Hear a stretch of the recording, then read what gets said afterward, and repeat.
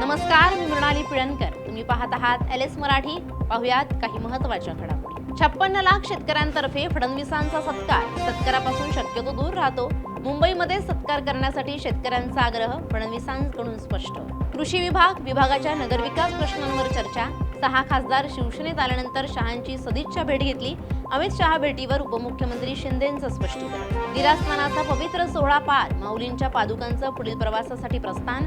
वारकऱ्यांचा जयघोष. परिसरात भक्तिमय वातावरण. नीरा नदीकाठी पालखी सोहळ्यात गोंधळ. अभिजित बिचुकले यांची रेस्क्यू टीम सोबत वाचाबाची. घटनेची पालखी सोहळ्यात चर्चा. नवी मुंबई आंतरराष्ट्रीय विमानतळावर आज पहिल्या आंतरराष्ट्रीय विमानाचं स्वागत.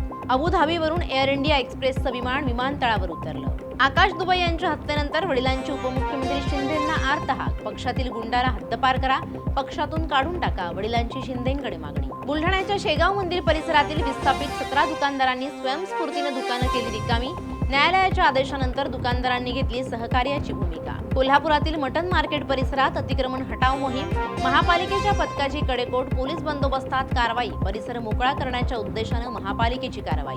यवतमाळच्या महुदा गावात चोरट्यांनी सराफा व्यावसायिकांची 2 दुकानं फोडली. दुकानं फोडून सोन्या चांदीचे दागिने आणि रोख रक्कम केली लंपास. संपूर्ण घटना सीसीटीव्ही मध्ये कैद. बीडच्या पाटोदामध्ये गुंडगिरीच्या विरोधात पंचायत समिती कार्यालयावर गावकऱ्यांचा मोर्चा.